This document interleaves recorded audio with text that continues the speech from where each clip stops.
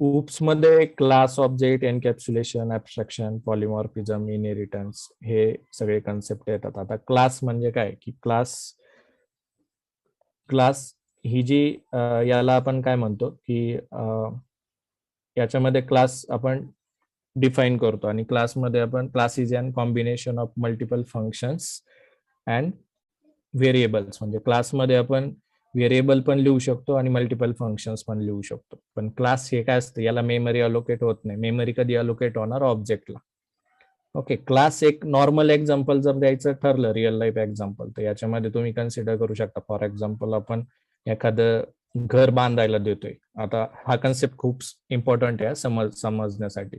For example आपण काय करतोय, एखादी बिल्डिंग बांधायला देतोय किंवा 2 BHK फ्लॅट बांधायला देतोय घरी, बंगलो. तर इंजिनियरला दिल्यानंतर इंजिनियर काय करतोय की आधी पूर्ण त्याचा डेटा कॅप्चर करून घेतो आणि ठरवतो की याच्यासाठी किती डेटा लागणार आहे आणि कुठले कुठले फंक्शन्स आपल्याला त्याच्यामध्ये ऍड करायला लागेल. म्हणजे एक डिझाईन तयार करून टेम्पलेट तुम्हाला देतो. त्या टेम्पलेटमध्ये त्याने एस्टिमेट केलेलं असतं की इथे एवढी जागा लागेल. पूर्ण चित्र त्यांनी त्या पर्टिक्युलर बंगलोचं काढलेलं असतं, बरोबर. आणि एस्टिमेट काढून तो आपल्याला देतो की इथे एवढा खर्च येईल किंवा एवढी वाळू इथं लागेल किंवा एवढी वीट इथं लागेल. तर त्याला आपण काय म्हणतो, class. Okay, it's an combination of function and behaviour, functions and data.